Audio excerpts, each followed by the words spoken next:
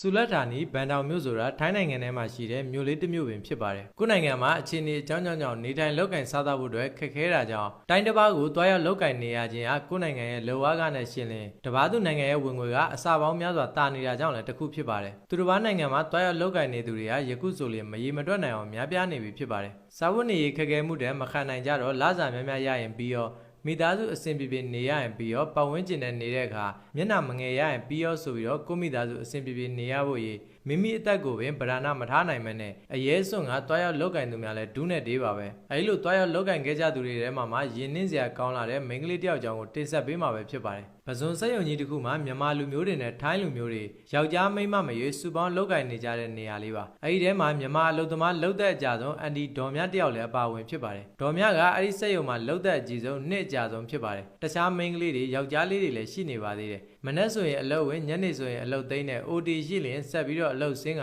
အလုပ်ဝင်ကြတာရက်မလမနှစ်တို့ပင်ကြာမြင့်လာခဲ့ပြီလည်းဖြစ်ပါတယ်အဲဒီစက်ရုံမှာတမနက်မှာတော့မတ်စပယ်ဖြူဆိုတဲ့မိန်းကလေးတူလုပ်ငန်းဝင်ကိုဝင်ရရေကန်တစ်ခုစီကိုလာခဲ့ပါတယ်အဲဒီလိုလာရခြင်းကလည်းအလုပ်သမားများအလုပ်ရုံနဲ့မဝင်ခင်ခြေဆေးပြီးတော့မှဝင်ခွင့်ရှိတဲ့အတွက်မတ်စပယ်ဖြူခြေဆေးရန်အတွက်ရေကန်ရှိရာကိုလာခဲ့ခြင်းဖြစ်ပါတယ်သူမဟာခြေလက်ဆေးကြောပြီးတော့ပြန်လာမှာတော့ခြေချော်သွားခဲ့ပါတယ်ဝုန်းဆိုတဲ့အတန်ကြီးနဲ့အတူစပယ်ဖြူဟာအရှိန်ပြင်းစွာလဲကျသွားခဲ့ပါတယ်အရှိန်ပြင်းတဲ့အတွက်စပယ်ဖြူတတိပါလစ်သွားခဲ့ရပါတော့တယ်စပယ်ဖြူတတိလစ်လဲကျသွားတော့သူမအမျိုးသားပါအနားမှာရှိနေတာကြောင့်သူမကိုအလင်းမြန်ပွေ့ချလိုက်ပြီးတော့အခန်းတစ်ခုစီကိုခေါ်သွားခဲ့ပါတယ်ရေကန်နားမှာရှိတဲ့လူများကလည်းစိုးရိမ်ပြီးတော့လိုက်လာခဲ့ကြပါတယ်အခန်းထဲကိုရောက်တဲ့အခါမှာတော့မတ်စပယ်တတိရလာခဲ့ပါတယ်သူတတိရလာတော့ပြူးကြောင်ကြောင်နဲ့ရုတ်တရက်ထထိုင်လာခဲ့ပါတယ်အချိန်တော်ကြာတဲ့အထိဘာစကားမှမပြောဘဲနဲ့ခေါင်းကြီးငုံပြီးတော့ထိုင်နေပါတယ်စပင်တွေကလည်းဝိညာဉ်တကောင်ကောင်ဝင်ရောက်ပူးကတ်နေတယ်လို့ဖွာလန်နေကျဲနေခဲ့ပါတယ်ဒေါ်မြကလည်းစပယ်ပြူကိုတက်တာမှုရှိမရှိခေါင်းပုတ်ပြီးတော့မေးလိုက်ပါတယ်စပယ်ပြူအဆင်ပြေရလားဘာဖြစ်သွားသေးလဲငါသားကိုလောက်မထီနဲ့ငါစပယ်ပြူမဟုတ်ဘူးစပယ်ပြူကခြေချော်ပြီးတော့ကြောင်သွားပြီလားမသိဘူးခေါင်းများထိသွားလားဒေါ်မြကလည်းခေါင်းထိပြီးကြောင်သွားတယ်ထင်ပြီးတော့ခိတခဏစဉ်းစားဟန်ပြုတ်နေပါတယ်ဘေးနားမှာရှိတဲ့သူတို့တွေကိုပါအော်ငေါ့နေရဆိုတော့နင်းချော်လဲသွားလို့သတိလစ်သွားလို့ငါတို့ကတက်တာလာမေးရလေညီကဘာဖြစ်နေလဲငါစပယ်ပြူမဟုတ်ဘူးလို့ပြောနေရလေညီခြေချော်လဲပြီးတော့အတိတ်မေ့သွားလားညီဘာဖြစ်နေရလဲလို့ငါတို့မေးနေရဖြစ်အောင်လေပြောရင်းဆိုရင်စပယ်ပြူတယောက်ကမျက်နှာကြီးနီရဲကစားတော့ဝါတော့မတက်ဒေါ်မြဘက်ကိုလှည့်လာခဲ့ပါတယ်နောက်ပြီးတော့လည်းစပယ်ပြူရဲ့မျက်နှာကတရေမတကောင်လားကြောက်စရာကြီးအသွင်ဖြစ်လာခဲ့ပါတယ်ငါစပယ်ပြူမဟုတ်ဘူးလို့ပြောနေရလေနင်တို့နားမလဲရလားဟမ်ငါထပ်ပြောမယ်ငါစပယ်ပြူမဟုတ်ဘူးကြားလားဟမ်ဒါဆိုညီကဘာတူလဲငါဝေမလကာပင်မှာနေရညီနာမည်ကဝေဟုတ်လားဒါဆိုညီကစပယ်ပြူကိုယ်တည်းကိုဝင်ပူးကတ်နေတဲ့ဝိညာဉ်တကောင်ပေါ့ဘာကြောင့်မို့သူတစ်ပါးကိုဒုက္ခပေးနေရလဲပြီးတော့ညီကဘယ်လိုကြောင့်တည်သွားခဲ့ရလဲဘာဖြစ်လို့ဒေါ်များကျမကြောင့်သိချင်နေရလဲဒေါ်များတို့ကူညီနိုင်တာရှိလို့ရှိရင်လည်းကူညီပေးလို့ရအောင်လို့ပါအဲဒါကြောင့်ဒေါ်များညီမလေးဝေကိုမေးရတာပါကျေးဇူးတင်ပါတယ်ဒါပေမဲ့ဒေါ်များတို့ကူညီနိုင်မှာမဟုတ်ဘူးဘာလို့လဲဆိုတော့သူတို့ကျမဝိညာဉ်ကိုပလင်းထဲမှာချုပ်ထားပြီးတော့ခိုင်းစားနေလို့ပဲဟမ်ဘလို့ညီမကိုချုပ်နှောင်ပြီးတော့ခိုင်းစားနေရဟာလား तू ကဘာတူလဲနေပါအောင်ညီမကိုသူတို့ဘလို့ကြောင့်တက်ပစ်လိုက်တာလဲတက်ပစ်ရလောက်အောင်ဘာတွေများဖြစ်ခဲ့လို့လဲညီမကိုဝေ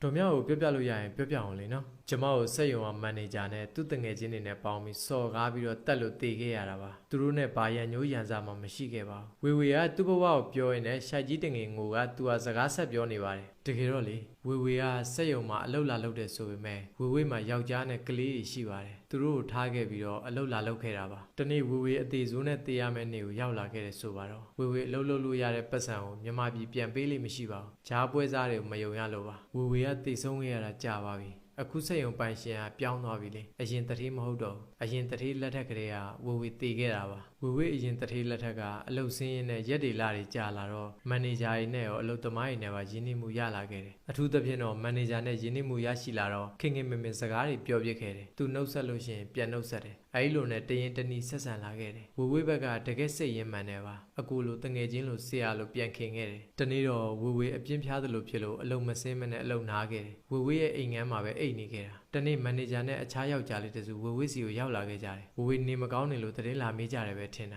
ာသူတို့ကတကားခောက်ပြီးတော့ဝေနာမည်ကိုခေါ်နေကြတာဝေလည်းကို့မန်နေဂျာလာတယ်ဆိုတော့ဝမ်းသာအားရနဲ့တကားဖွင့်ပေးခဲ့တယ်ဝေတကားဖွင့်ပြီးခဏကြာအခန်းတကားကိုဝုန်းကနေမြင်အောင်ပြန်ပိတ်လိုက်ကြတယ်တကားချက်ပါထိုးလိုက်ကြတယ်သူတို့ရဲ့မျက်လုံးတွေကချက်ချင်းစိတ်ရိုင်းဝင်တယ်လို့ဖြစ်ပြီးတော့ပုံမှန်တရံတွေကလည်းရုပ်ချင်းပြောင်းလဲသွားခဲ့တယ်နောက်တော့ဝေကိုချုပ်နှောင်ပြီးတော့အနှုချမ်းစီးရင်တဖြည်းဖြည်းရုပ်တွေကခတ်ထန်လာတယ်အဲဒီနောက်တော့ဝေကိုအားလုံးကဝိုင်းပြီးတော့ချုပ်ထားလိုက်ကြတယ်ဝေကို ချုံနှောင်ထားရင်လည်းသူတို့အဖွဲ့ကရိုက်ကြတယ်နှိပ်စက်ကြတယ်တကယ်ကိုလူရမ်းကားတွေလိုလုပ်နေကြတာပြီးတော့ပတ်စံနဲ့ရွှေတွေကိုလည်းတောင်းတယ်ဝေဝေကစုထားတဲ့ရွှေတွေပတ်စံတွေတောင်းတော့အဲ့ဒီမှာဝေဝေချွေးနေစာနဲ့စုထားတဲ့ပတ်စံတွေမပေးချင်တော့မပြောပြခဲ့ဘူးဝေဝေသူတို့ကိုကြည့်ပြီးတော့ကြောက်လဲကြောက်လာခဲ့တယ်ဝေဝေဘာလို့ဘာကြံမှလည်းမသိဖြစ်နေခဲ့တာလူကဖျားနေတဲ့အချိန်ကြောင့်ထွက်ပြေးလွတ်မြောက်ဖို့ဇွတ်တင်းလဲရုန်းကန်နေပေမဲ့လည်းဝေဝေရုန်းကန်မှုကအချင်းနီးတာဖြစ်ခဲ့ရတယ်ထွက်ပြေးလွတ်မြောက်ဖို့အစွမ်းကုန်ကြိုးစားနေပေမဲ့အင်အားလည်းမရှိတော့ကူကေရမဲ့ဖြစ်နေခဲ့တာကိုကတအားကြောက်နေတော့သူတို့လှုပ်ရှားနေတာကိုပဲဝမ်းနေပြီးတော့ကြည့်နေခဲ့ရတယ်သူတို့ကသူတို့လိုချင်တာတွေရှာနေကြတာနောက်တော့သူတို့တွေ့သွားတယ်ပစ္စည်းတွေရသွားရုံနဲ့အားမရသေးဘူးသူတို့လိုချင်တာတွေရသွားပြီးတာတော့မှနှမချင်းမစာမနာကျမကိုအုပ်စုလိုက်ဝိုင်းပြီးတော့ဖြက်စီးကြတယ်သူတို့ဖြက်စီးလို့အားရတော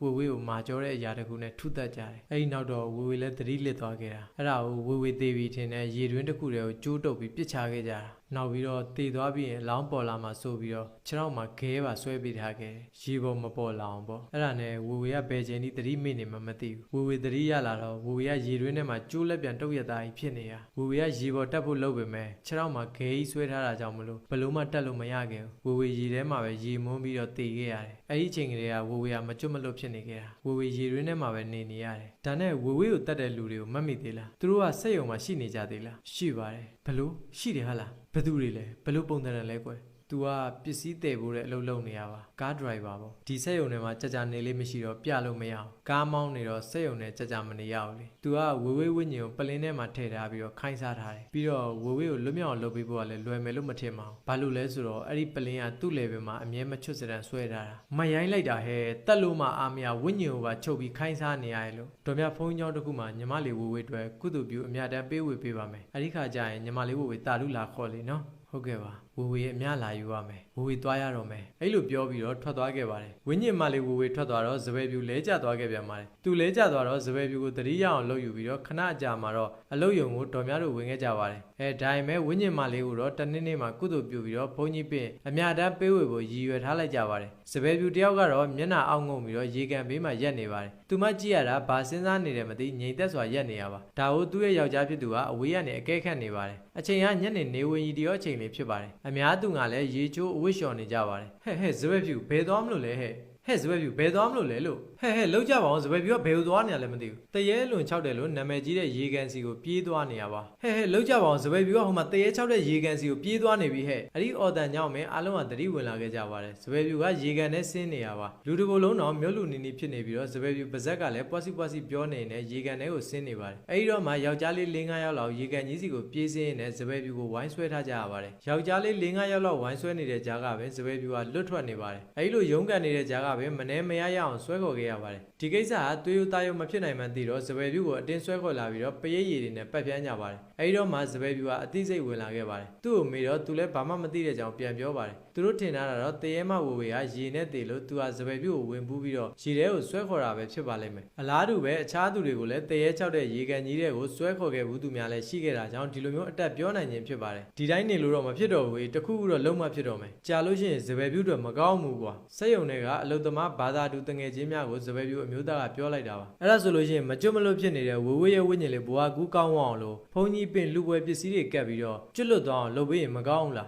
ကောင်းတာပေါ့ဗျာကျွတ်တို့အလုသမားရဲ့အလူငွေစုပြီးတော့ကုသိုလ်ပြုကြမယ်လေအဲ့ဒါဆိုရင်ကျွန်တော်တို့အားလုံးလည်းအဆင်ပြေမယ်မကျွတ်မလွတ်ဖြစ်နေတဲ့ဝေဝေလည်းကျွတ်လွတ်သွားမယ်လေအဲဒီနောက်မှာတော့ဗမာဘုန်းကြီးเจ้าကိုတွားရောက်ကြပြီးတော့တငယ်ချင်းတစုကဝေဝေအတွက်ကုသိုလ်ပြုအများဝေဖို့ပြင်ဆင်နေကြပါတယ်မကျွတ်မလွတ်ဖြစ်နေတဲ့ဝေဝေကိုလည်းတရားပွဲစကနေဖုံဖုံကတရားနာလာဖို့ဖိတ်ခေါ်လိုက်ပါတယ်တရားပွဲပြီးမှတော့ဝေဝေအတွက်ပြုပေးတဲ့ကုသိုလ်အစုစုကြောင့်ဝေဝေဝိညာဉ်လေးကျွတ်လွတ်သွားပြီးတော့ကောင်းရပုံမှာရောက်ရှိသွားလိမ့်မယ်လို့အားလုံးကမျှော်လင့်မိကြပါတယ်နောက်တစ်နေ့မှလည်းဝေဝေရဲ့ဝိညာဉ်က6လက်နေတော့မှာပဲသူ့ဝိညာဉ်ကစက်ရုံတွေကမလကာပင်မှာလည်းနေပါသေးတယ်အဲ့ဒီမလကာပင်နားကိုသွားတဲ့သူတိုင်းကလည်း6လက်တက်တဲ့အတွက်အဲ့ဒီမလကာပင်နားပဲမသွားဝင်ကြပါဘူးအသီးသီးလာရင်လည်းဘသူကမှမကူးရကြပါဘူးရှောင်ကွင်းပြီးသွားကြပါတယ်ကုသိုလ်ပြုအများပေးဝေပါလေမကျွတ်မလွတ်ဖြစ်နေပါသေးတယ်အဲ့ဒီဝိညာဉ်မှလေဝေဝေတေဆုံးခဲ့ရတဲ့ရေရင်းအနီးနားတစ်ဝိုက်မှာလည်းဝေဝေလိုမျိုးအလားတူအသက်ခံခဲ့ရတဲ့သူတွေအများပြားရှိနေတယ်ဆိုပြီးတော့လည်းဝေဝေကိုယ်တိုင်ကပြောပြခဲ့မှုပါတယ်ဝေဝေပြောပြချက်ရတော့သူမှပြောတာမှန်ကန်မှုရှိမရှိသိရှိလိုတာကြောင့်ရေရင်းနားတစ်ဝိုက်ကိုတွားရောက်ရှာဖွေတူးဖော်ကြည့်တဲ့အခါမှာတော့လူတွေများရဲ့အယိုးစုများကိုတွေ့ရှိခဲ့ရပါသေးတယ်ဝေဝေရဲ့အယိုးစုကတော့ရေရင်းရဲ့အောက်ဆုံးပိုင်းမှာအမှန်တကယ်ရှိနေခဲ့တဲ့အတွက်